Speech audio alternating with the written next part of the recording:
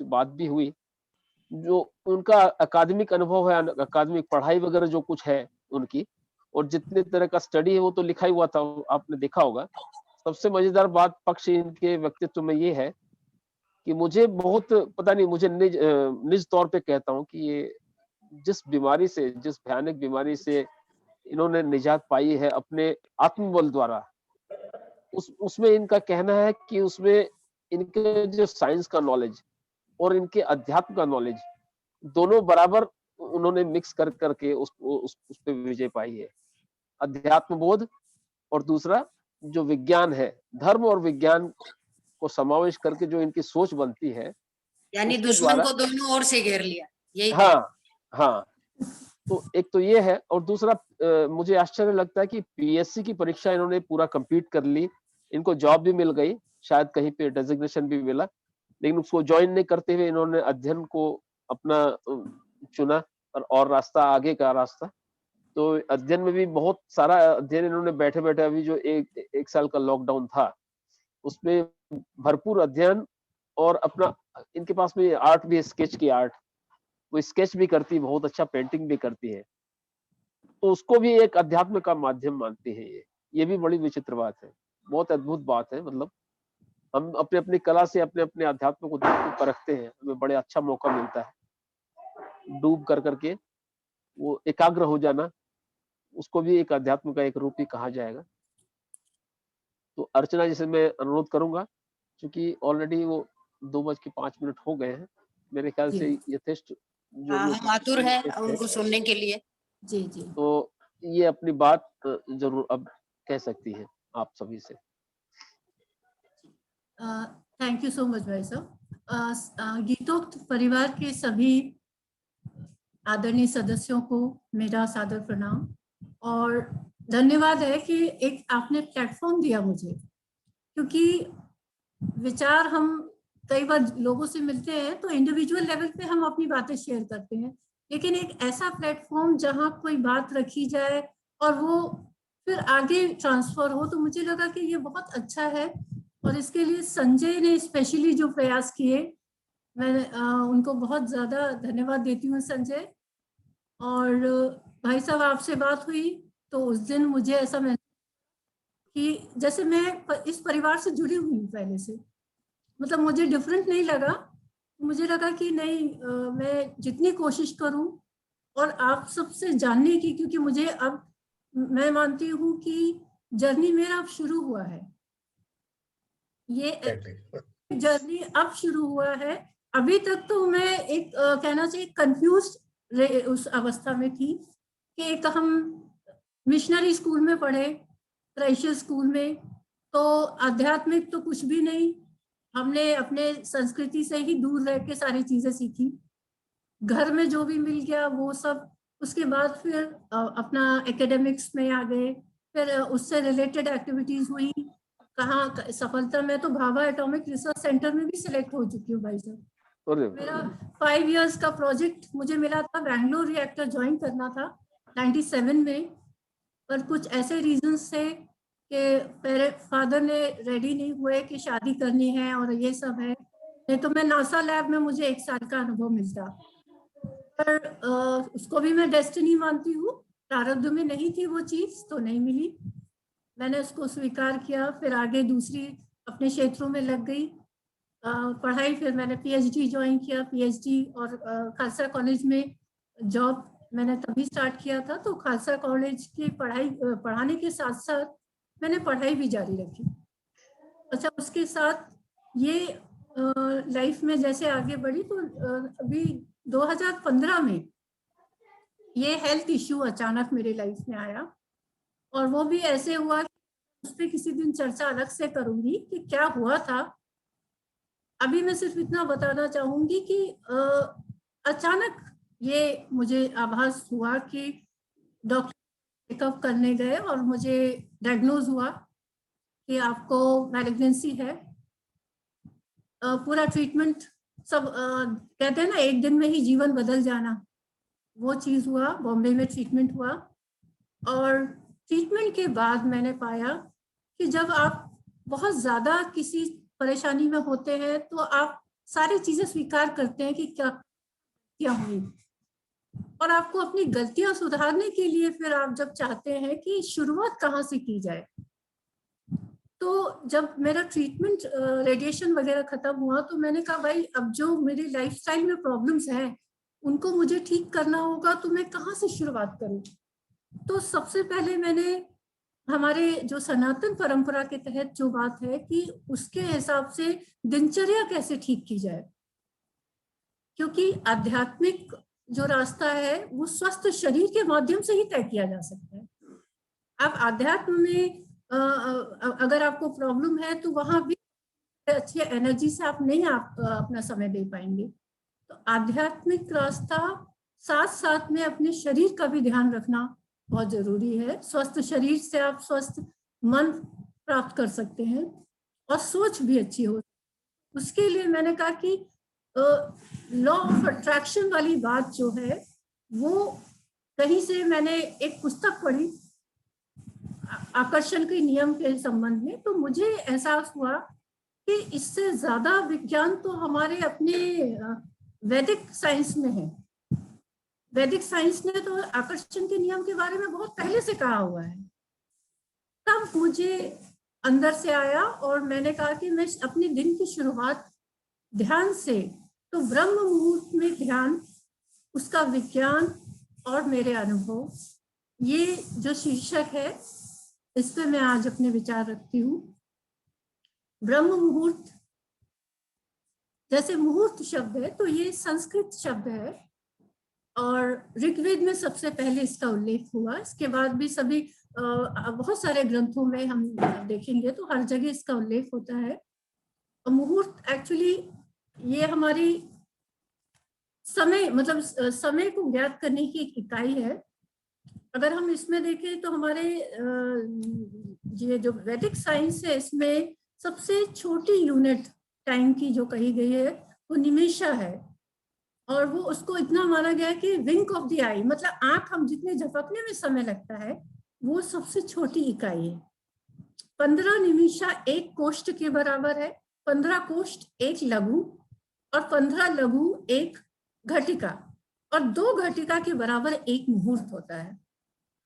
अच्छा, ये पूरे दिन में 24 घंटे में 30 मुहूर्त होते हैं।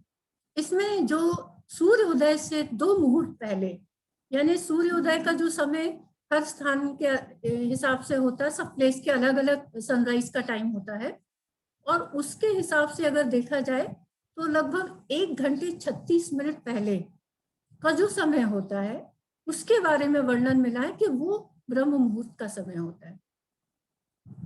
तो वो हम अगर ब्रह्म मुहूर्त देखा जाए तो हर प्लेस पे इंडिविजुअली देखना होगा, हर स्थान का हमारे अपने उसमें इवन आजकल तो एप्स आ गए हैं, हम फोन में देखें तो सनराइज का टाइम आ जाता है लोकेशन के हिसाब से, तो उससे हम 96 मिनट पहले माइनस कर लेंगे तो वो ब्रह्म मुहूर्त का समय, मतलब जो ज्यादातर जगह उसका उल्लेख है। इसके अलावा एक जगह, मतलब 2-3 जगह मैंने लोगों की जो प्रबुद्ध जन है, काफी इसमें पारंगत है इस वैदिक साइंस में, उनका मानना है कि 3:30 का प्रातः का समय ये विशेष रूप से बहुत ज्यादा स्ट्रॉन्ग, मतलब वाइब्रेशंस का टाइम है।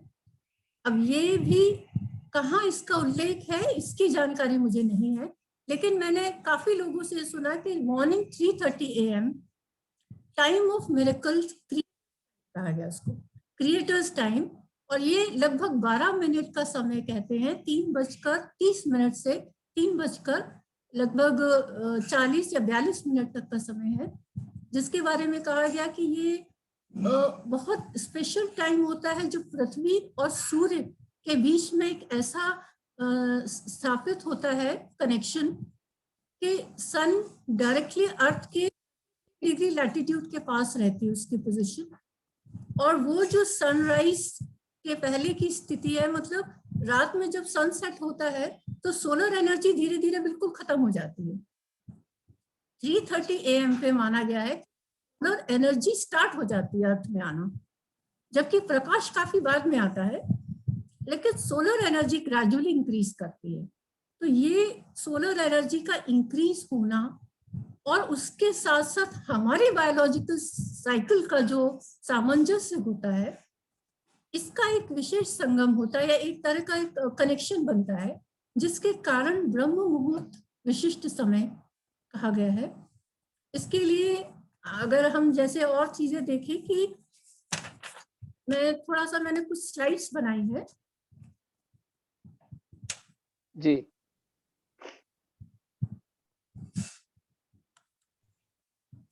शेयर कर लीजिए आप।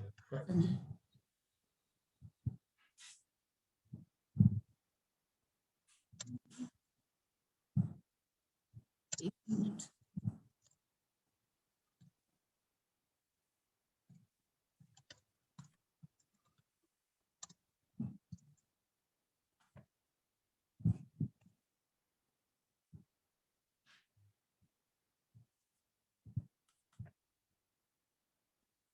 दिख रहा है संजय? नहीं दीदी, वो विजिबल करिए, फिर डबल क्लिक कर दीजिए उस पे, जो भी स्क्रीन शेयर करना है।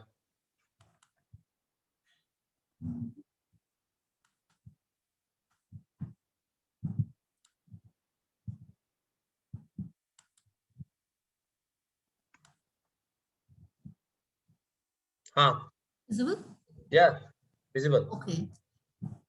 ये तो ब्रह्म मुहूर्त में ध्यान का विज्ञान व प्रभाव मेरे अनुभव से, ये शीर्षक है जिसपे आज हमने रखा है ये टॉक। फिर मुहूर्त क्या है, अभी हमने चर्चा की। ब्रह्म मुहूर्त किसे कहते हैं? तो ब्रह्म मुहूर्त वह समय है जिसमें मैंने अभी बताया कि सूर्योदय से लगभग 96 मिनट पहले उसको लिया जाता है, और ये 48 मिनट्स का टाइम होता है, 48 मिनट। और उसके बाद फिर दूसरा मुहूर्त चालू हो जाता है, यानी सूर्योदय से पहले मुहूर्त होता है जो अंतिम होता है। तो ये जो 48 मिनट्स का ज्यादातर है, इसमें कई जगह ये मतलब समय ही दिया हुआ है कि 4:24 से 5:12 तक का समय इसको ब्रह्म मुहूर्त माना गया है। अब इसके लिए इसका अगर हम ये समझे कि नेचर यानी कि कॉस्मोस में और हमारे साथ ये जो कनेक्शन है, क्योंकि ब्रह्म मुहूर्त में ही हम क्यों उठे या हमारे उठने से हमें क्या प्राप्त होगा उस समय, तो समय और हमारे शरीर का जो तालमेल है, ये कनेक्शन है, इसको समझने के लिए अगर हम वैदिक साइंस को देखें तो वैदिक साइंस में यजुर्वेद में जो कहा गया है, यथा पिंडे तथा ब्रह्मांडे, यथा ब्रह्मांडे तथा पिंडे। यहाँ पिंड शब्द अर्थात जीव स्वरूप, जैसे हम लोग पिंडदान करते हैं तो वो जो चावल के बनाए हुए जो राउंड वो जो बॉल्स जैसे रहते हैं उनको पिंड मान के हम वो करते हैं, उसको जीव का स्वरूप माना गया है। वैसे ही इसको आप पुरुष समझ लीजिए, और ब्रह्मांड जो है यानी कॉस्मोस, तो वैदिक साइंस कहता है कि ब्रह्मांड यानी कि संभावनाओं का, अनंत संभावनाओं का क्षेत्र, फील्ड ऑफ ऑल पॉसिबिलिटीज। ये वो है जिसमें हम जो तरंगे भेजेंगे वो सारी तरंगे जैसा हम चाहेंगे वैसा होने की संभावना इसमें निहित है ब्रह्मांड में। उसी का एक अंश ये पिंड है, यानी कि देह जो जीव स्वरूप होता है। अगर उसको प्रकृति पुरुष के रूप में देखें तो भी वही बात है कि प्रकृति का एक भाग पुरुष, और आपस में जब हम इन दोनों के नियमों को देखें तो प्रकृति को चलाने वाले जो नेचुरल लॉज हैं और हमारी बॉडी को चलाने वाले जो नेचुरल लॉज हैं, इनमें बहुत सुंदर कनेक्शन होता है। इस कनेक्शन के बारे में हमारे जो वैदिक काल में हमारे परंपरा में जितने ऋषि मुनि रहे हैं उनको बहुत अधिक नॉलेज था, और उसके कारण उनका जो जीवन था वो पूर्ण रूप से प्राकृतिक जीवन था। हर बात उनकी प्राकृतिक नियमों के तहत होती थी। लेकिन जैसे जैसे समय बीता, हमारे विज्ञान ने प्रगति की, हम उन नियमों से दूर होते गए, और उसका हुआ असर ये कि हमारी जो बायोलॉजिकल साइकिल है वो डिस्टर्ब हो गई। तो नेचर से हम धीरे धीरे नेचुरल लॉ से दूर हो गए, क्योंकि आप देखिए हमारे उठने का समय, सोने का समय, सब कुछ चेंज है। अगर प्राकृतिक उसके अनुसार देखें तो हम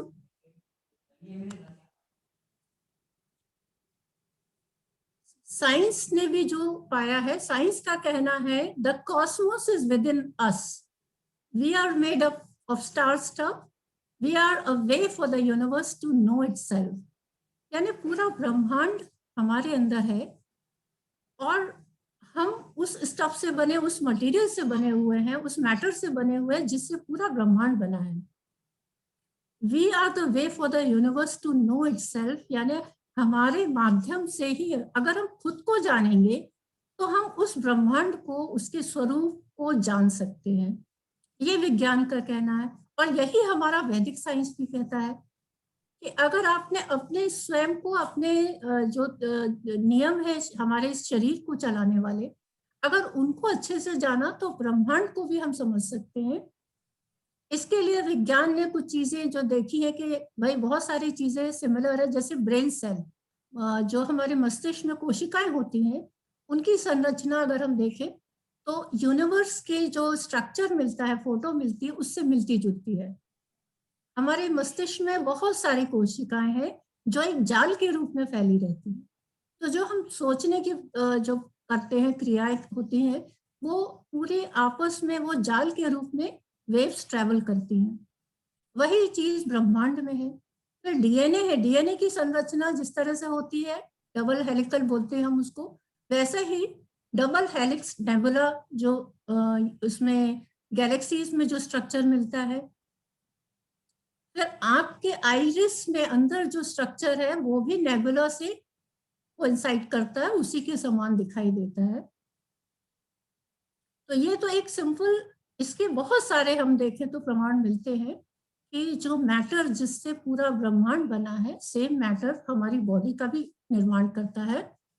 अगर हम चाहते हैं कि हमारा जो जीवन है, हमारी साइकिल है, वो नेचर के अनुरूप हो, तो सबसे पहले हमें दोनों के कनेक्शन को एक कहना चाहिए, जो कॉर्ड है उसको अच्छा करना होगा। क्योंकि जहां भी देखिए आप किसी भी कनेक्शन में अगर स्मूथनेस लानी है तो वो जो जोड़ने वाला जो ब्रिज है वो अच्छा होना चाहिए।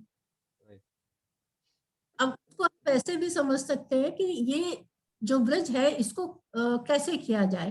तो इसके लिए सबसे आसान तरीका है, और जो हमारे वैदिक साइंस में कहा गया है, कि सुबह उठकर आप अपने आप को मैसेज दे, वो मैसेज दे जिससे आपकी साइकिल पूर्ण रूप से प्राकृतिक हो जाए।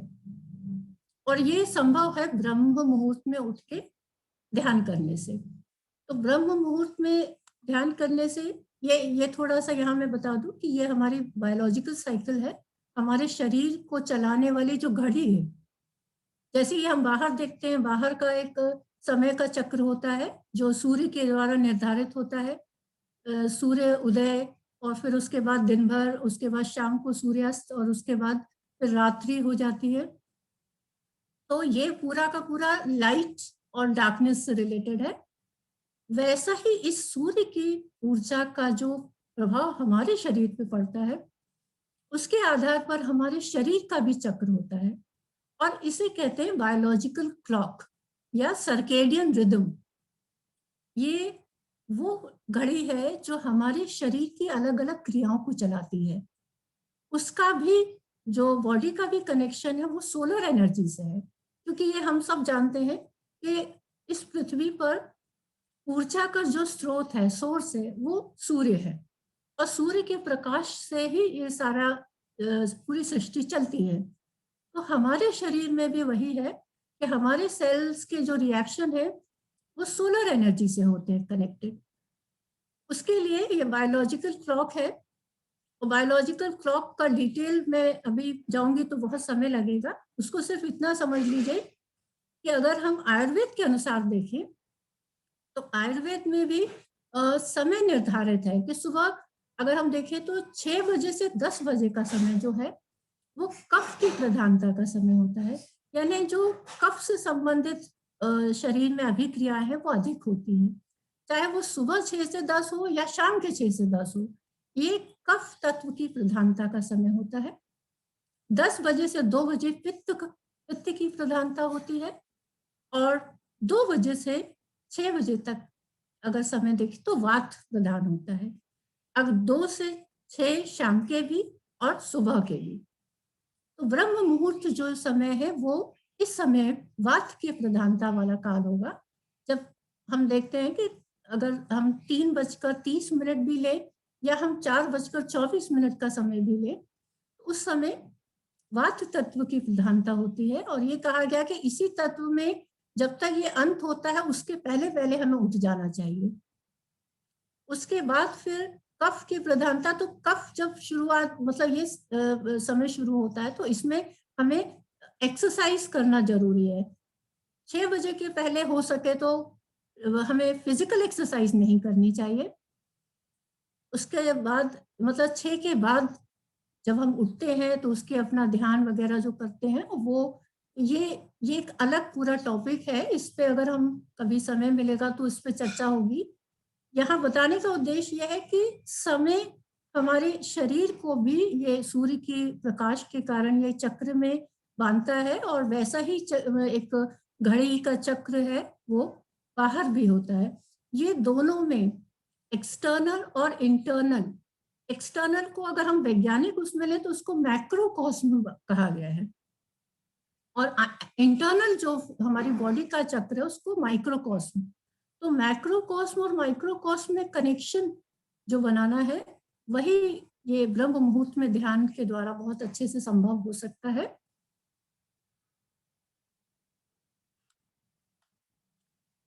इसका एक और कारण है मेलाटोनिन, एक केमिकल होता है जिसको स्लीप हार्मोन कहा गया है। ये एक ऐसा तत्व है जब रात जैसे सूर्य अस्त होता है उस समय इसका सिक्रीशन शुरू होता है हमारे शरीर में, और ये हमें नींद के लिए तैयार करता है और बॉडी में हीलिंग और दूसरी एक्टिविटीज शुरू होती है। तो ये मेलाटोनिन क्लॉक है जो ये बताती है कि ये लगभग मतलब इसका सिक्रीशन मैक्सिमम शुरू होता है शाम के 7:30 के बाद से, और सुबह 7:30 तक ये सिक्रीट होता है और उसके बाद समाप्त हो जाता है।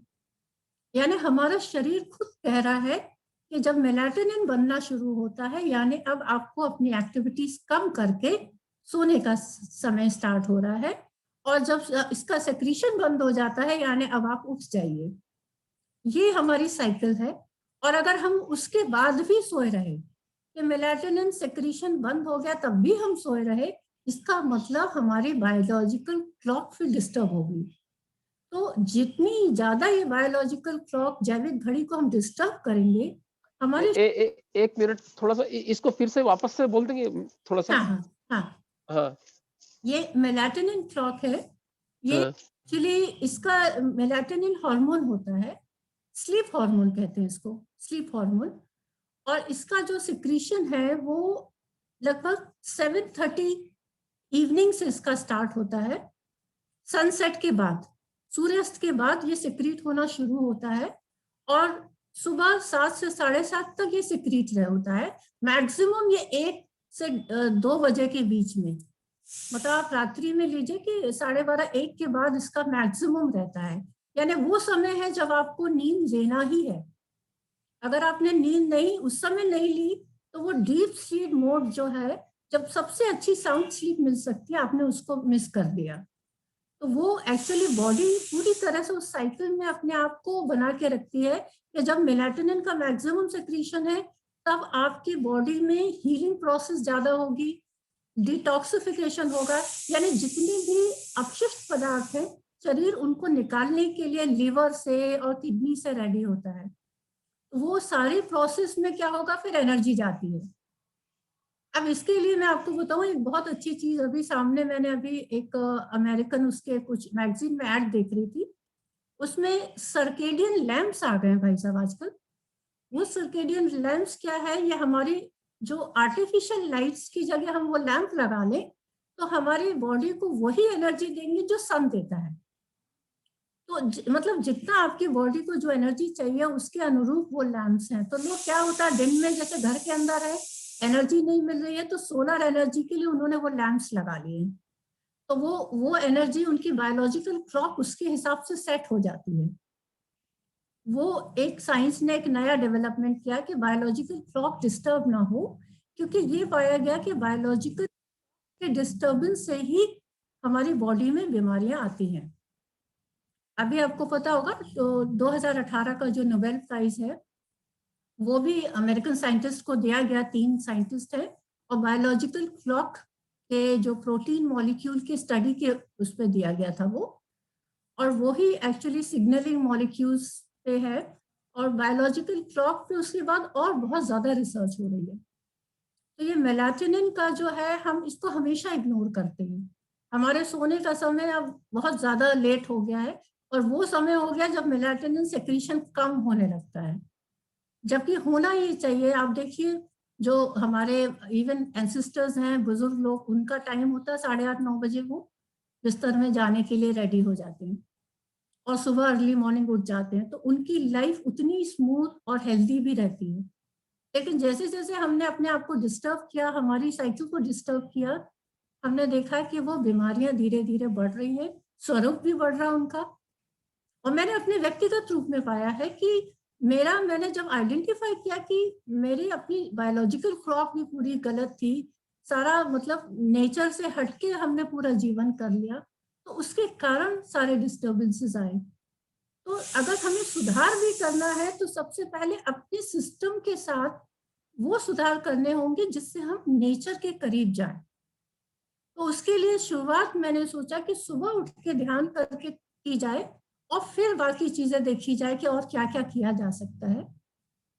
तो इसके मैंने मेडिटेशन जो स्टार्ट किया, तो सुबह अर्ली मॉर्निंग मेडिटेशन का महत्व यही है कि आपको अपने अंदर ध्यान को, जैसे अगर हम देखें तो ध्यान क्या है, ये बहुत सामान्य सी भाषा में अगर हम देखें तो अपने अंदर जो होने वाले मस्तिष्क में जो भी चीजें हैं उनको सबसे पहले आइडेंटिफाई करके उसको कूल या काम करना। यानी meditation is actually focusing on internal, मतलब अंदर हमारे अपनी गहराई में जाना। तो वो मैंने उसको स्टडी किया और मैंने देखा कि मेरी स्थितियों के हिसाब से क्या मैं कर सकती हूँ, कौन सा ध्यान मैं कर सकती हूँ जो सहज भी हो, सरल हो, और धीरे धीरे मैं उसको अडेप्ट कर पाऊँ। क्योंकि ध्यान कई प्रकार का होता है और लगभग 8 से 9 विधियां हैं इसकी। फोकस्ड मेडिटेशन भी है, इसके अलावा अगर हम देखें तो गाइडेड मेडिटेशन है, विपश्यना ज्ञान है, सहज क्रिया है, अलग अलग प्रकार का है। कभी कभी हमें आसपास एक्सपर्ट्स जो जानने वाले हैं वो मिल जाते हैं और उनसे हम जब सीख के सही तरीके से ध्यान करते हैं तो उससे फिर हमें बेनिफिट्स जल्दी मिलने लगते हैं। और अगर कुछ नहीं है तो हम एक सिंपल प्रोसेस कर सकते हैं जिसको हम एफर्टलेस मेडिटेशन कहते हैं, जिसमें हमें प्रयास कुछ नहीं करना, बहुत सिंपल तरीका है। मैंने वही शुरू किया। हालांकि ये दिया गया था उनके द्वारा, महर्षि महेश योगी जी के द्वारा। तो उनका जो एफर्टलेस मेडिटेशन है उसको ट्रांसेंडेंटल मेडिटेशन भी कहते हैं। वो उनका जो इसका विज्ञान है वो चेतना के स्तर के हिसाब से उन्होंने बताया है। ज्यादातर जो हम नॉर्मली हर व्यक्ति में जो चेतना होती है वो जागृत, स्वप्न, सुषुप्ति, 3 तरह की चेतना सभी में होती है। अब जागृत, स्वप्न, सुषुप्ति से आपको ऊपर जाना है, यानी आप नॉर्मल लोगों से ऊपर जाना चाहते हैं, तो फिर आपको ध्यान करके अपने आप को मेडिटेट करके खुद को कुछ वो देना है, मैसेज देना अपने ब्रेन को। और वो संभव हो सकता है कि आप एक समय निश्चित करें, आप उस समय पर आप अपने आप को शांत एक किसी भी स्थान पर, जैसे सुबह आप उठकर आप अपना जो भी रूटीन होता है आप वो करिए। उसमें भी हमारे यहाँ बताया गया है सुबह का उठते साथ क्या करना है। वो डायरेक्ट सबसे पहले उठने के बाद एक प्रार्थना होती है, प्रेयर हम करें। फिर हम कहते हैं ना, पृथ्वी माता को नमन करते हुए उठें, और उसके बाद अपना फ्रेश वगैरह होके जब हम फ्रेश हो जाए उसके बाद हम ध्यान स्टार्ट करें। तो ध्यान में आप किसी भी एक अच्छा कंफर्टेबल प्लेस, कंफर्टेबल कपड़े वगैरह पहन के आप बैठिए। और ये टेक्निक से आप ज़्यादा कभी आप जैसे इच्छुक होंगे तो मैं आपको बता सकती हूँ। अभी मैं सिर्फ यही बता रही हूँ कि आप जिस भी टेक्निक से ध्यान करते हैं आप उसको अपनी टेक्निक को फॉलो करिए। समय वो होगा जो ब्रह्म मुहूर्त का है, क्योंकि उस समय में आपको रिजल्ट्स बहुत अच्छे मिलेंगे। अगर आप थोड़ा लेट भी हो जाते हैं तो कोई बात नहीं, आप स्टार्ट करिए। कम से कम हम मतलब it's better to start somewhere, कहीं तो हम शुरुआत करें। तो ध्यान करने का जो मेरा अनुभव है वो मैं आपको बताना चाहूंगी कि जब मैंने अपने आप को देखा कि मैं बायोलॉजिकल क्लॉक भी मेरी डिस्टर्ब है और इतनी बड़ी बीमारी से मुझे हील होना है अपने आप को, क्योंकि ऐसी बीमारी जिसमें मैक्सिमम लोग सुनना नहीं चाहते, नाम लेने से भी लोग थोड़ा सा वो होते हैं। तो वो जब मेरे अनुभव है हॉस्पिटल में हुए तो मुझे ये एहसास हुआ कि जितना बुरा होना था मेरे साथ वो वहां हो गया। मुझे महसूस हुआ कि इससे बुरा कुछ नहीं हो सकता। जब बहुत अधिक कष्ट होता है ना आपको, तो आपको एहसास होता है कि कष्ट सहना भी बहुत बड़ी बात है, क्योंकि बहुत सारे लोग वो सह ही नहीं पाते। तो कष्ट जो सह रहा है, मैं कहूंगी उसको बहुत बड़ी ब्लेसिंग है ईश्वर की तरफ से कि आपको उतना बल दिया उसने कि आप सह पा रहे हैं। उस समय मैंने अपने आप को ये कहा कि अब इससे बुरा नहीं है, मेरे साथ जो होगा इससे अच्छा होगा। अच्छा, ये चीज मुझे आकर्षण के नियम के हिसाब से सही लगी कि अगर मैंने किसी नकारात्मक चीज को अपने जीवन में आकर्षित किया है तो उसे दूर भी मैं ही करूंगी। तब मैंने खुद को ये कहा कि नहीं, मुझे अब अपने आप को सही मैसेज देना है। और वो ब्रेन को जो मैसेज देने का जो तरीका है वो मैंने ध्यान से समझा। ध्यान में हम खुद को कहते हैं ना सेल्फ हिप्नोसिस, अपने आप को ही हम सबसे पहले तो जान पाते हैं कि हम हैं क्या, हमारे अंदर क्या चल रहा है। तो जब आप अपने आप शांति से एक जगह बैठ जाते हैं और आप अपने मन को खुला छोड़ देते हैं तो आपको अनुभव होगा कि बहुत तरह के विचार आएंगे, सकारात्मक भी नकारात्मक भी, हर तरह की चीजें होती हैं। लेकिन आप जब पूरी तरह से खुला छोड़ देते हैं तब ब्रेन अपने आप, उसका एक स्वतः का स्वभाव है कि वो धीरे धीरे काम हो जाता है, मतलब वो सेटल होने लगते हैं थॉट्स। तो जब आप सेटल होते हैं थॉट तो एक अवस्था आती है जब आपको रियलाइजेशन होता है। वो रियलाइजेशन बहुत बहुत जरूरी है हमें लाइफ में। उस समय हमें एहसास होता है कि हम गलत कहाँ हैं, क्योंकि अगर रियलाइजेशन नहीं होता है तो हम सिर्फ दूसरों में गलतियां देखते हैं। अभी तक ये होता था कि मुझे दूसरा गलत, दूसरी की चीजें गलत है, मैंने अपने आप को नहीं आइडेंटिफाई किया कि कहाँ मैं गलत हूँ।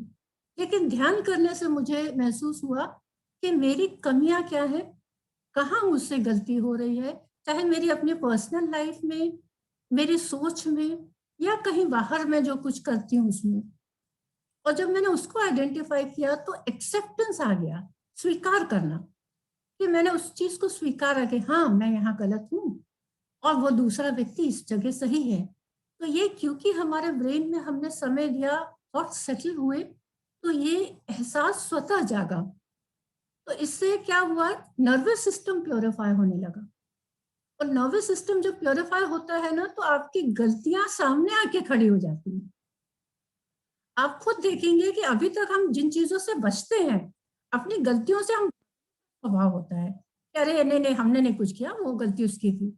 लेकिन जब आप ध्यान करते हैं आपकी कमियां सामने खड़ी हो जाती है, वो एकदम आपकी क्लिक होती है कि अरे ये गड़बड़ है। और आप जब उस पर काम करते हैं, उसको एक्सेप्ट करते हैं, तो आप पाते हैं कि उसको तेजी से आप दूर कर पाते हैं। क्योंकि जब तक एक्सेप्टेंस नहीं आएगा हम उस गलती को दूर कैसे करेंगे। तो पहली चीज है कि अपने आप को समझना, उसकी स्वीकारोक्ति स्वीकार करके फिर उस कमी को दूर करना। अच्छा, इसके बाद फिर ये होता है कि जब हम धीरे धीरे आइडेंटिफाई करके कमियां दूर करते हैं तो हम अपने आप में ही समय पूरा देने लगते हैं खुद को।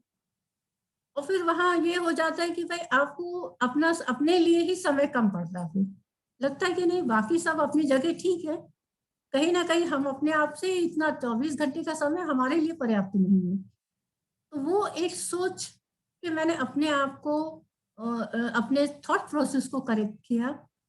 जहां जहां मुझे लगा कि नहीं, मैं अपने में, मतलब ये एक जीवन है और अभी फिलहाल एक ही जीवन हमें मिला है और इसी को जीना है, आगे का कुछ पता नहीं, पिछला कुछ पता नहीं। तो अभी अगर एहसास हमें प्रेजेंट मोमेंट का है तो क्यों ना इसी को जिया जाए। पास्ट में मेरे साथ जो हुआ मैं उसको लेकर क्यों बैठूं, आने वाला समय मुझे नहीं पता कितना है, तो जो मोमेंट है सबसे सुंदर तो वही पल है। तो मैंने उस चीज को उसको समझा कि ये अच्छा ध्यान से ये संभव हुआ कि मैंने प्रेजेंट में जीना सीखा। और उस मोमेंट को मैं कह सकती हूँ कि मुझे ऐसा लगता है कि लाइफ में सही तरीका मुझे समझ में आया कि लाइफ को जीना कैसे है। अब मुझे कभी भी कोई शिकायत नहीं किसी से, ईश्वर से भी मैंने आज तक कभी शिकायत नहीं की कि मुझे क्यों हुआ, क्योंकि मुझे लगता है कि अगर हम कार्मिक थ्योरी को मानते हैं तो हमारे अपने पास्ट कार्मिक अकाउंट है जिसके कारण हमारे साथ चीजें होती हैं।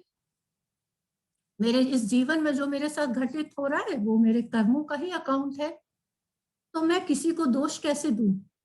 और वही मैंने किया, मैंने किसी को इसमें किसी को भी, जबकि मेरे साथ ऐसा हुआ कि मुझे ओरल कैंसर डायग्नोज हुआ। ओरल कैंसर उन लोगों को होता है जो कुछ खाते हैं चबाते हैं, मेरे साथ ऐसा कुछ नहीं था, मैंने तो कभी कुछ मतलब सुपारी भी नहीं खाई। तो डॉक्टर से मैंने ये पूछा कि सर बॉम्बे में कि सर मुझे क्यों ऐसा हुआ, तो उन्होंने मुझे बताया कि बेटा 20% ऑफ कैंसर्स हैं जिनका कोई कारण नहीं होता, बस वो आपकी बॉडी का इम्यून सिस्टम वीक हो जाता है, आप तनाव में रहते हैं और उसके कारण ये हो जाता है। तो मैंने वही स्वीकार किया कि नहीं, इम्यून सिस्टम तो ठीक है लेकिन कारण मेरे अपना कार्मिक अकाउंट है और दोष किसी और को नहीं, मैं अपने आप को इसमें दूं। तो मैंने पाया, फिर मैंने अपने आप को ही रेक्टिफाई किया और उसके बाद से मैं मानूंगी कि पिछला जो जीवन है जो उतना मेरा गया जब मुझे ये बीमारी हुई थी 2015 में, उसके पहले की लाइफ को मैं मानती हूँ कि वो बहुत कंफ्यूजन में बिताया गया समय था जीवन का। सही जीवन तो मैंने ये 6 साल में जिया है और अब मैं मानती हूँ कि हर दिन जैसे जैसे नई समझ में आ रही, तो मुझे लगता लाइफ मेरी अब स्टार्ट हुई है जब से मैंने जाना कि हमारा प्रकृति के साथ क्या कनेक्शन है, हमारी सोच का क्या कनेक्शन है। और इसको थोड़ा सा मैं क्वांटम से और दूसरी चीजों से जो पढ़ रही हूँ, जब उससे रिलेट करती हूँ तो लगता सारा का सारा हमारी सोच पे निर्भर करता है। हम बहुत ज्यादा किसी चीज में इन्वॉल्व होते हैं तो उस तरह की चीजें घटित होती हैं, हम बहुत दूर होते हैं तो अलग चीजें होती हैं। तो कंट्रोल हमें अपने ब्रेन पे करना है और उसकी शुरुआत ध्यान से अगर हम करें तो सबसे सही तरीका है, क्योंकि और कोई तरीका अपने विचारों को नियंत्रित करने का है ही नहीं। विचार अगर आपको आप चाहते हैं कि आप अपने आप पे कंट्रोल करें, अपनी थॉट प्रोसेस पे करें, तो ध्यान करना शुरू करना पड़ेगा। और वो मुझे लगता है कि जब अभी तो ये कि जब आप स्टार्ट करें तो जब आपको आसानी से आप कर सके, शाम के समय सुबह के समय शुरुआत करें और फिर धीरे धीरे ब्रह्म मुहूर्त के समय तक अपने आप को ले जाए कि ब्रह्म मुहूर्त में अगर आप कर सके तो मेरा ये मानना है कि बहुत सुंदर अनुभव होंगे आपको। इसके ध्यान के बेनिफिट्स के बारे में कहा गया है, जो साइंस कहता है कि मेडिटेशन के पहले और बाद की कुछ fMRIs की कुछ इमेजेस हैं जिसमें उन्होंने बताया है कि थोड़े से मतलब 10 to 15 मिनट्स मेडिटेशन से ही काफी डिफरेंसेस देखे गए ये इमेजेस में। क्योंकि हमसे ज्यादा ना वेस्ट में मेडिटेशन लोग बहुत ज्यादा कर रहे हैं और वो इसके प्रैक्टिकल बेनिफिट पे स्टडी भी कर रहे हैं और इसका मतलब वो लोगों को इसके ऊपर बहुत ज्यादा मोटिवेट भी कर रहे हैं कि मेडिटेशन पे फोकस करिए आप। वहां मैंने देखा कि मैक्सिमम जिन लोगों से मैं इनडायरेक्टली भी जानी हूँ, मिली हूँ, बात भी हुई है, वो सब किसी ना किसी प्रकार से कोई ना कोई ध्यान का एक प्रोसेस लाइफ में करते हैं। इसमें ये फ्रंटल लोब है, ये वाला, ये पैराइटल है, ऑक्सीपिटल, ये ब्रेन के हिस्से हैं।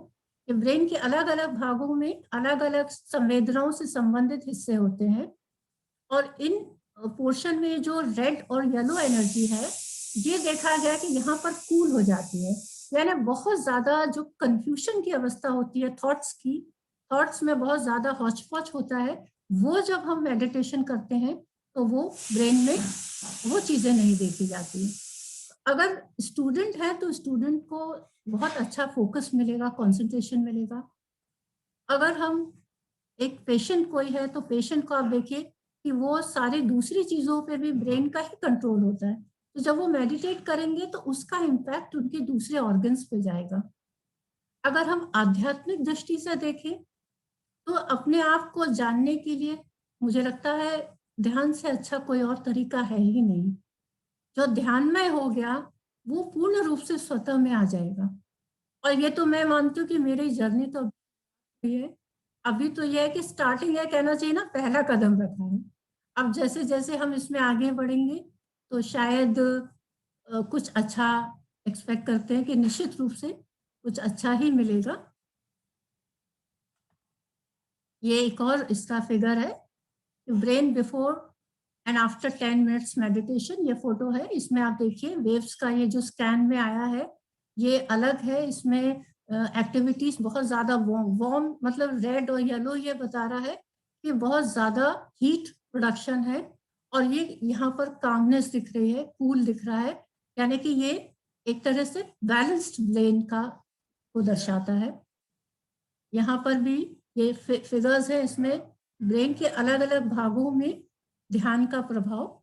ये आप देखिए इनमें before and after 5 minute, 15 minutes and 25 minutes of meditation, ये चित्र दिख रहे हैं जिसमें ब्रेन के जो डीप मेडिटेशन से जो बेनिफिट्स है वो मेमोरी सेंटर को, आईक्यू सेंटर को दिखा रहे हैं कि ये बैलेंस्ड होते हैं और एक्टिव हो जाते हैं।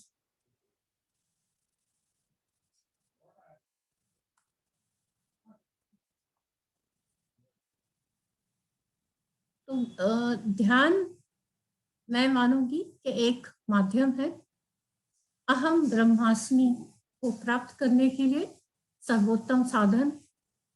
और इसी रास्ते में मैं अपने आप को एक जिज्ञासु मानती हूँ और मुझे लगता है कि मैंने अपनी तरफ से एक एफर्ट स्टार्ट किया है और इससे मैं खुद को भी जान पा रही हूँ। और मुझे लगता है कि मैं जो चीज़ें समझ पाई हूँ, आने वाले समय में अगर मौका मिला तो मैं आपसे भी वो चीज़ें शेयर करूँगी।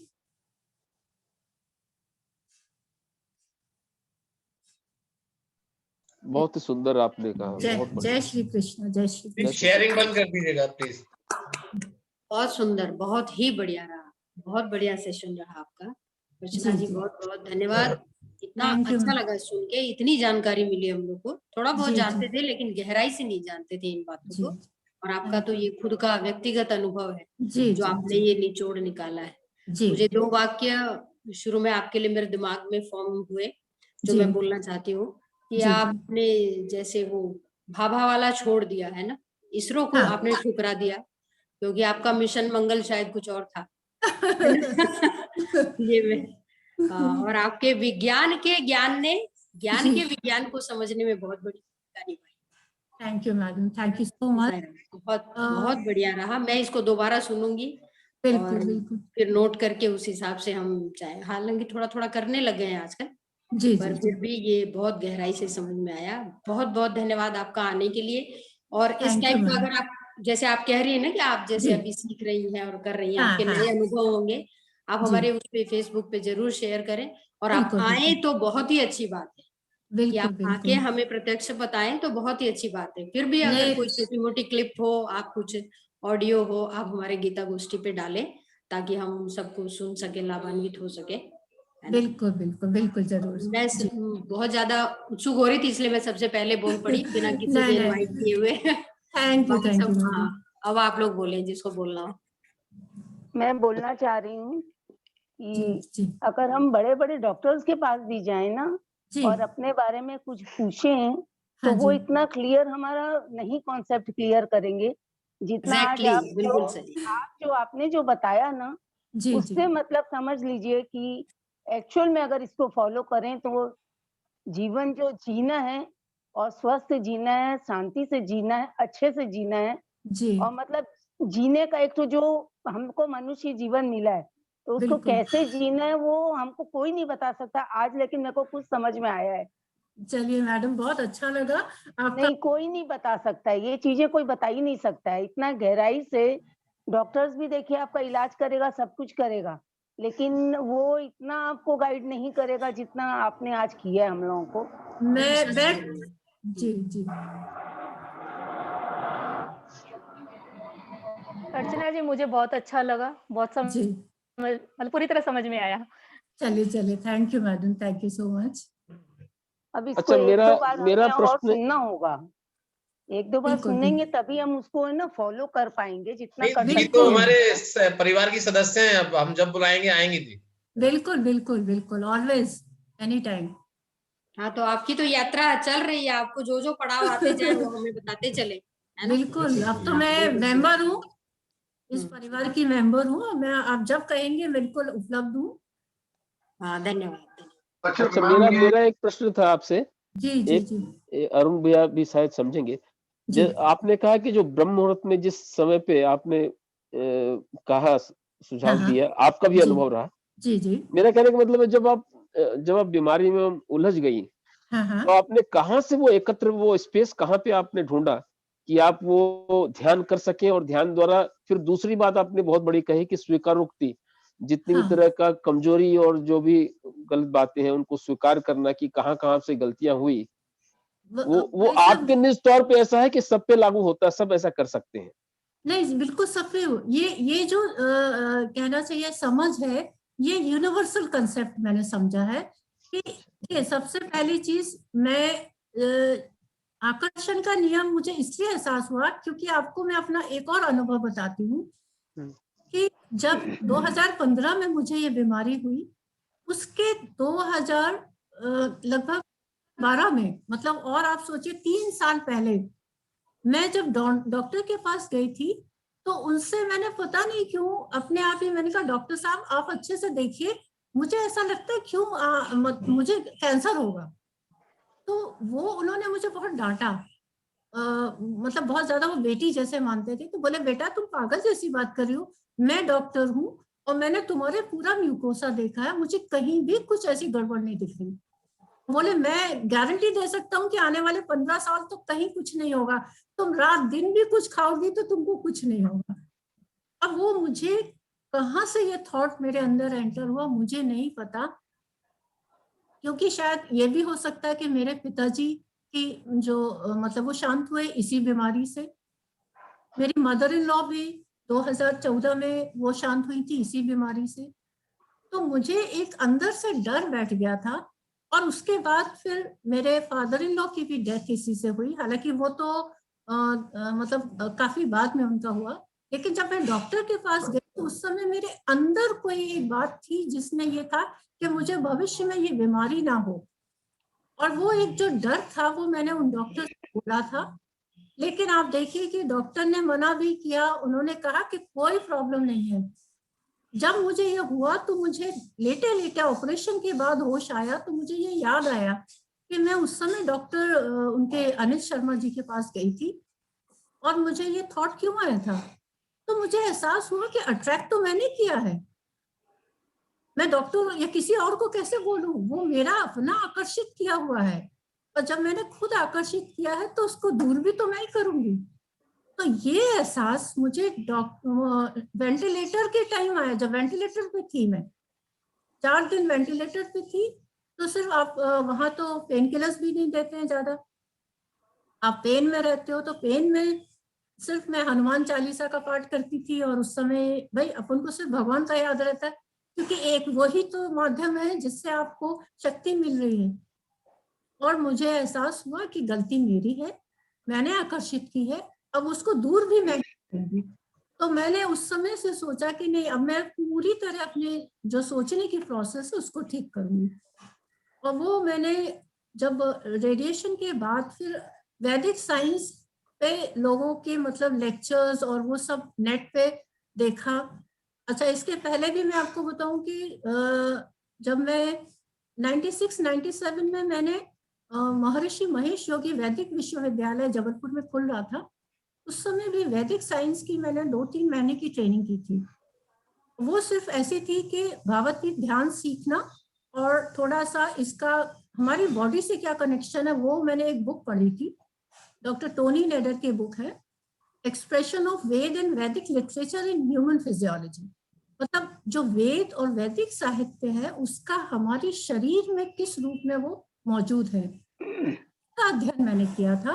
तो वो चीजें मेरी सब बेड पे मुझे याद आने लगी कि सब कुछ तो वेद, पूरा शरीर तो वेद है और मैंने इसको इग्नोर क्यों किया। और फिर मुझे लगा कि नहीं, और फिर मैंने अपने आप को कहा कि ये इतना बड़ा बदलाव आना था, इसलिए शायद भगवान ने ये बीमारी दी ताकि मेरी सोच ही बदल जाए। इसलिए मैंने बीमारी को कोई दोष नहीं दिया, मैंने उसको मौका माना कि एक परिवर्तन का समय है और अब मैं अपने आप को बदलूंगी। और सच में जो लोग मुझसे जुड़े हुए हैं वो सब जानते हैं कि मेरी लाइफ उसके बाद चेंज हो गई। बल्कि मुझे लगता है संजय भी उस समय खालसा में थे, संजय के सामने मुझे ये हुआ था प्रॉब्लम। हाँ, मेरे सामने हुआ था। और उसके बाद आपने देखा होगा कि मेरी लाइफ में कितने चेंजेस आए और अब ट्रांसफॉर्म हो गई लाइफ। और मुझे लगता है कि अब सही रूप में जिज्ञासा और निरंतर, मुझे लगता है ज्ञान तो एक अथाह सागर है, लेकिन हमने रास्ता शुरू करना तय कर दिया कि आगे बढ़ना स्टार्ट हो गया है, तो कहीं ना कहीं तो मंजिल मिलेगी। अरुण जी कुछ बोल रहे थे, Arun ji please.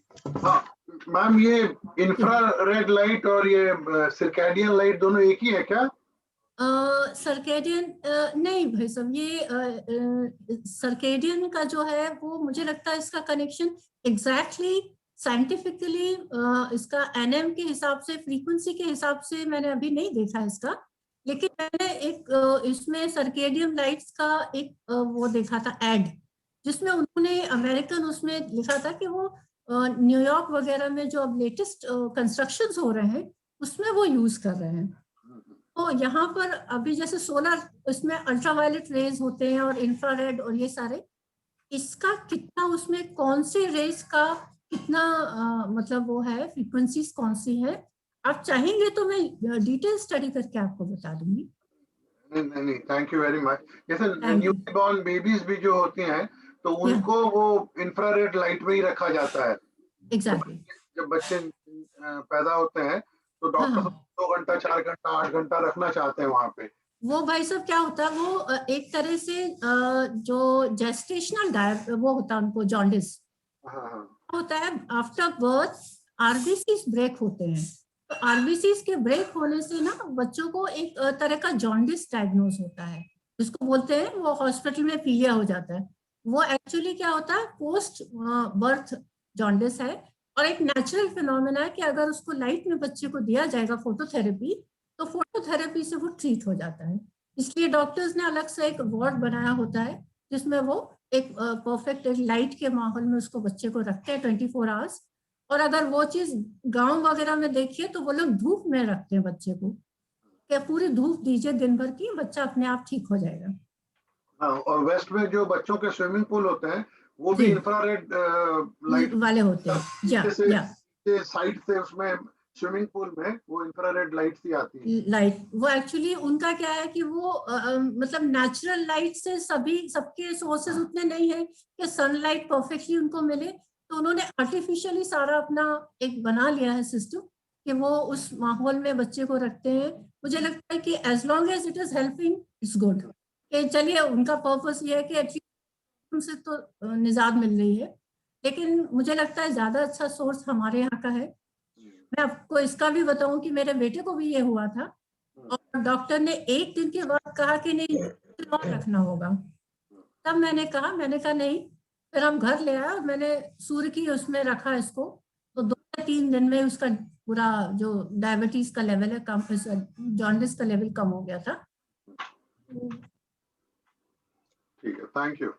Okay, thank you sir, thank you. दूसरा एक मुझे आपसे मैच करना था, जैसे आप थॉट प्रोसेस का बोल रही है ना, तो जैसे हम बहुत सारी बार अपने घर की परेशानी में, जैसे 2-3 घर में मेंबर बीमार है या कहीं हॉस्पिटल में बराबर आना जाना हो रहा है, तो आपके कथन के मुताबिक हमें थॉट प्रोसेस बड़ा कंट्रोल रखना चाहिए, मतलब उसमें किसी तरह का एक्सेप्टेंस नहीं करना चाहिए कि यार मेरे को हो जाए, ऐसा हो जाए तो क्या होगा। ऐसा मेरे से गलती यही हुई है। अच्छा। मेरे फादर की डेथ हुई, उसके पहले मदर इन लॉ की भी हुई थी, तो मुझे ऐसा लगा कि घर में जिसकी भी हो रही है, मेरे घर में सबको, फादर इन लॉ को भी फिर हुआ, तो 3 लोगों को मैंने खोया है और इसी बीमारी में। तो ये एक डर मुझे कैंसर नाम से हो गया था। वो इतना ज्यादा था कि जैसे उस नाम को मैं सुनती थी कि विशेष प्रकार की तरंग आती थी मन में, डर वाली। तो मैंने पाया, जब मैंने लॉ ऑफ अट्रैक्शन पढ़ा, तो ये पाया कि जो फियर की फ्रीक्वेंसी है, फियर के थॉट की फ्रीक्वेंसी है, वो बहुत स्ट्रांग होती है। मतलब आप किसी चीज को पॉजिटिव सोचेंगे तो जब 10 बार सोचेंगे तो वो घटित होगा, लेकिन अगर आप डर वाली किसी चीज को सोचेंगे, एक बार ही सोचेंगे, बहुत तेजी से वो होता है। पर अर्चना जी, ये हाँ। तो आजकल इतना कॉमन है कि हर एक के मन में आता होगा। नहीं, लेकिन मैडम इस चीज को ही कंट्रोल करना है, क्योंकि आपका वाइब्रेशन कितना स्ट्रांग है ये आप नहीं जानते। हमारे वाइब्रेशन के हिसाब से चीजें चेंज होती है, घटित होती है जीवन में। आपका मैनिफेस्ट करने की जो फ्रीक्वेंसी है वो कितनी है, आप जो डर रहे हैं, डर का लेवल कितना है। अगर आपने उसको हाईएस्ट लेवल पे, अपनी फ्रीक्वेंसी के हाईएस्ट लेवल पे जाके आपने डर की फ्रीक्वेंसी पैदा की, तो वो चीज घटित होगी। एक सामान्य सा डर अलग बात है, कि सिंपल सा कि भाई डर के कारण हम कुछ चेंजेस लाएंगे, अरे ये सबको हो रहा तो प्रिकॉशन हमें लेना है, हमें ये चेंजेस करना, ये डर ठीक है।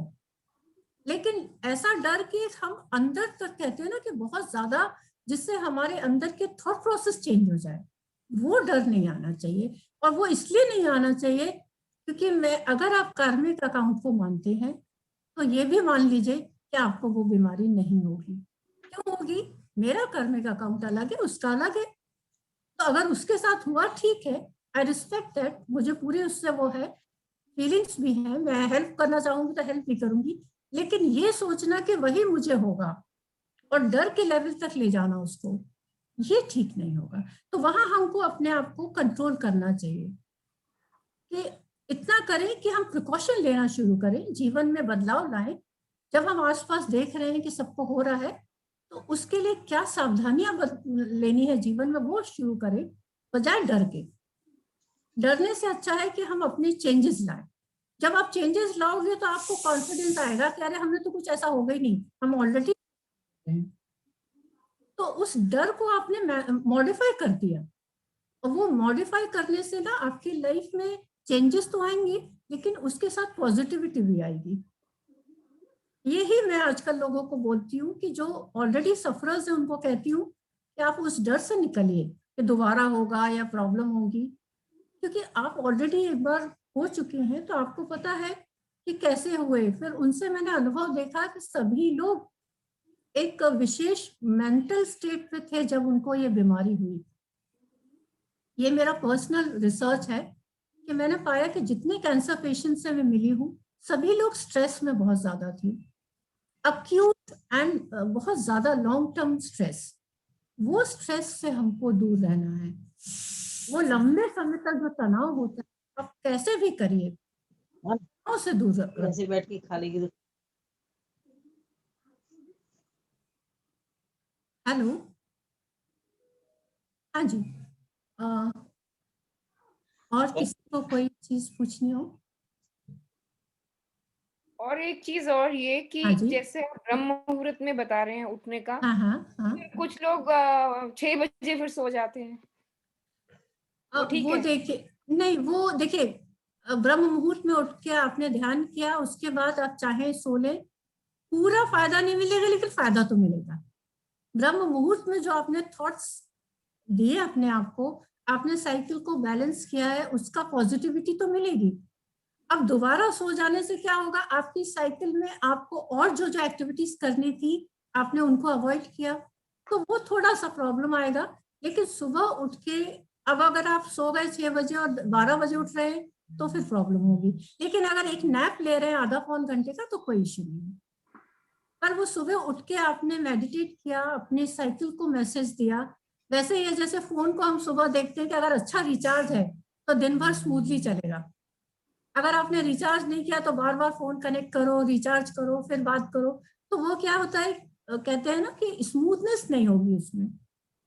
अच्छा, आप मॉर्निंग में रिचार्ज कर लेंगे तो दिन भर आपकी सर्केडियन रिदम जो साइकिल है, वो अच्छे से नेचर के अकॉर्डिंगली काम करेगी। एग्जैक्टली। देखिए, तीन लोग ऐसे हैं, आप तीसरी व्यक्ति हैं, मतलब जी। 3 पर्सन ऐसे जो ब्रह्म मुहूर्त की बात की है हमारे सत्र में पिछले बार। जैसे हमारे प्रिय स्वामी जी, उन्होंने भी ब्रह्म मुहूर्त की वो बताई महत्ता। दूसरे जी अरुण भैया, जी वो जी कहते हैं तो भले चाहे एक बार एक प्रतिपदा को आप ब्रह्म मुहूर्त में कर लो, तो उसका बड़ा फायदा मिलेगा। तो शायद हम में से कुछ लोग प्रतिपदा को करते हैं। स्वामी जी जी तो कहते हैं रोज ही आप ब्रह्म मुहूर्त में उठो, वो भी बताइए स्वामी और जी का आपने उसको मैंने अभी साइंटिफिकली। स्वामी जी का मैंने अभी पिछले हफ्ते से देखती हूँ भाई साहब। गीतों जी, में सबसे पहले 3:02 पे स्वामी जी का मैसेज देखती हूँ मैं। अच्छा, हाँ, हाँ, अपने इसमें व्हाट्सएप पे स्वामी जी का मैसेज 3:02 या 3:03 पे मॉर्निंग का रहता है। तो मैंने उस चीज से कनेक्ट किया कि स्वामी जी का ब्रह्म मुहूर्त का जो बिल्कुल बैलेंस उनका लाइफ साइकिल वो चल रही है, और वो मैंने अभी एक हफ्ते में स्टडी कर रही देख रही हूँ। अरे वाह! इतना ध्यान करती हैं आप? बिल्कुल जब देखा मैंने। आप देखिएगा, आप मैसेज देखिएगा स्वामी जी का सुबह 3:01, 2 या 3:03। हाँ, स्वामी जी का सुबह ही रहता है। ना सुबह आ जाता है, और ये मैंने खुद देखा है। एक हफ्ते से तो रेगुलर देख रही हूँ, और स्वामी जी का तो मुझे आया, मैंने कहा देखिए इसे कहते हैं कि दैनिक जीवन को पूरा वैदिक उससे परंपरा के हिसाब, तो वो और मैंने दूसरा मैंने देखा है, संतोष जी ने बड़ी गजब बदला अपने को। वो भी पहले लेट से उठती थी, अभी उन्होंने बताया कि वो 3 बजे या 3:30 बजे उठ जाती है। मुझे बड़ा आश्चर्य हुआ कि गजब का चेंज उनमें। नहीं, स्वामी जी के वाणी में देखिए प्रभाव तो बहुत गजब का है। उनके कहने के बाद हम लोग बहुत लोग जल्दी उठने लगे। उन्होंने कुछ फोर्स नहीं किया है, जी खाली जी कहा बस। हाँ लेकिन हाँ, हम लोग काफी लोग ऐसे हैं जो हम लोग जल्दी उठने लग गए हैं, और सूर्योदय से पहले तो हमारा स्नान भी हो चुका होता है। ये बहुत होता है बढ़िया। काफी समय। मैं पूजा अभी पाठ बताऊं, मेरा अपना ना साइकिल अभी डिस्टर्ब हो गई है, थोड़ा सा रूटीन मेरा डिस्टर्ब है जब से ये पेंटिंग वगैरह। हेलो, हाँ, 1 मिनट, किसी का स्पीकर ऑन। विष्णु भैया और का ही था क्या? नहीं, मैं ये कह रहा हूँ कि अब हाँ ज्योत्सना हाँ, दीदी है हमारे बीच में, अच्छा उनका हम बहुत अच्छा लाभ लेंगे एक बार ध्यान में। वो ब्रह्म मुहूर्त की इन्होंने बात बताई है, जी जी और जी नहीं होगा तो हम ब्रह्म मुहूर्त में ही उनका लाभ लेंगे, ब्रह्म मुहूर्त में ही ध्यान करेंगे। सबसे उनको अच्छा कहते हैं आइडिया ब्रह्म है। मुहूर्त में हम, बिल्कुल है कि नहीं? यस, और बिल्कुल वो प्रतिपदा के करेंगे। दिन करें तो तीनों की बात पूरी हो जाएगी ना। हाँ, आज हाँ, पूजा हाँ, दीदी की, अरुण भैया की, और आज डॉक्टर अर्चना की। हाँ, हम और मैं 3 ये बजे से बताना चाहती स्टार्ट हूँ। करेंगे अपना।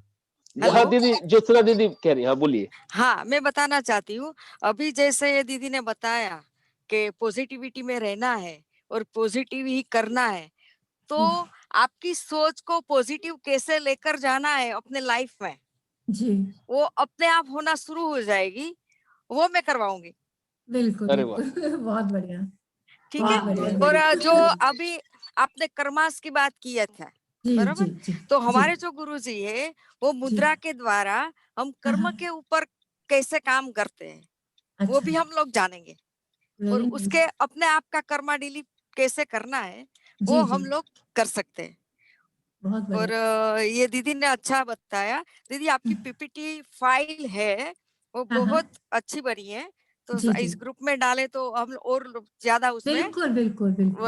पढ़ाई कर सकते हैं, हाँ अपने हाँ, आप मैं को उसको मैं पोस्ट और कर ज्यादा दूंगी। करेंगे। ठीक है, बिल्कुल बिल्कुल, जी जी जी ओके, जी, ओके, ओके, नमस्ते। थैंक दीदी यू। अपना डेट डिसाइड कर लीजिएगा, हमको ब्रह्म मुहूर्त में आपसे ध्यान सीखना है। नहीं, पक्का पक्का मैं करवाऊंगी, क्योंकि ये वीक में पूरा अभी क्लासेस है मेरा, तो मैं अच्छा, नेक्स्ट वीक के लिए कुछ टाइम फिक्स करके आपको बताऊंगी। हाँ, लेकिन ब्रह्म मुहूर्त में। हाँ, ब्रह्म मुहूर्त में कराऊंगी। ठीक है दीदी, तो ये बहुत अच्छा इवेंट बृहस्पतिवार होगा को हम लोग के लिए। प्रतिपदा होगी शायद। प्रतिप्रदा के दिन रखिए उसको भी। हाँ, हाँ, हाँ, ठीक है। प्रतिपदा कब आएगी अब? क्योंकि बुधवार को अमावस्या है, अच्छा, मुझे लगता है बृहस्पतिवार होगी प्रतिपदा। बृहस्पतिवार होगा। वो तो ज्योत्सना दीदी देख लेंगी कैसा संभव रहेगा, तो है ना? सुमन जी, बहुत ही बुधवार को अच्छे। कैसे आएगी अमावस्या? कल तो मंडे को तो एकादशी है, बुधवार को इतनी जल्दी लेकिन ये वैष्णव अमावस्या नहीं एकादशी आएगी। है ना, तो ऑलरेडी द्वादशी आ जाएगी। शुक्रवार को है, प्रतिप्रदा शुक्रवार को है। शुक्रवार हाँ, को है। बृहस्पतिवार को होगी अमावस्या। बृहस्पतिवार को अमावस्या, ठीक। ठीक है, चलिए, तो मैं अर्चना जी को बहुत बहुत धन्यवाद देता हूँ। धन्यवाद भाई साहब। अरुण भैया से बोलता हूँ, वो जरा धन्यवाद ज्ञापन आभार व्यक्त करेंगे। जी जी, अर्चना जी, आप इस फोरम पे आई तो हम लोगों को बहुत अच्छा लगा और बहुत कुछ सीखने को मिला आपसे, और सीखने को ही नहीं, प्रेरणा भी मिली, क्योंकि हम लोग कभी-कभी थोड़ा सा इजी ले लेते हैं।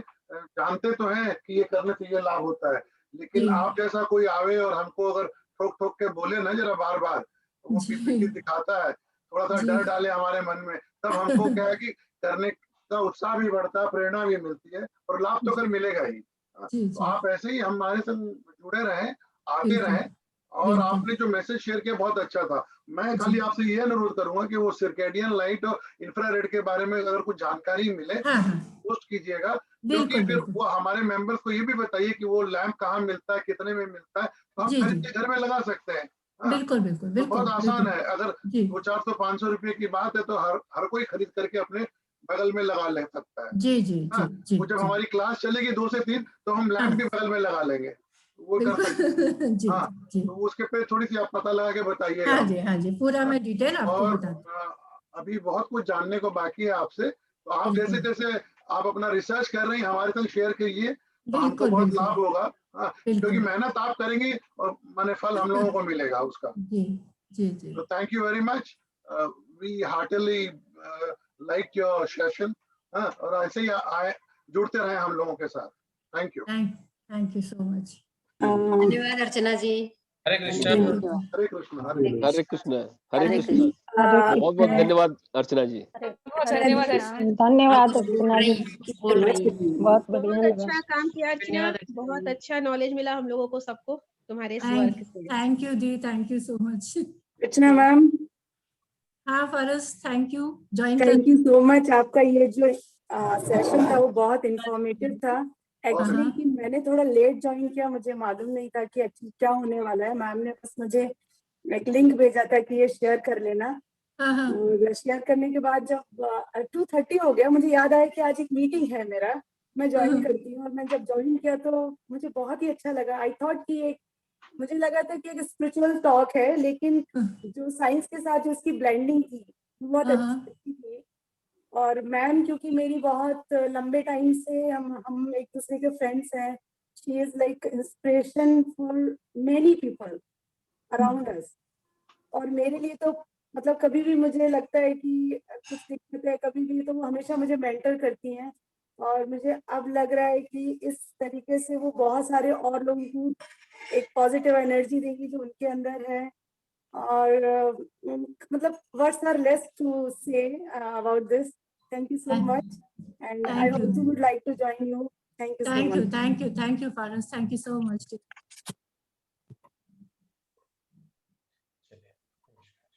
Thank you.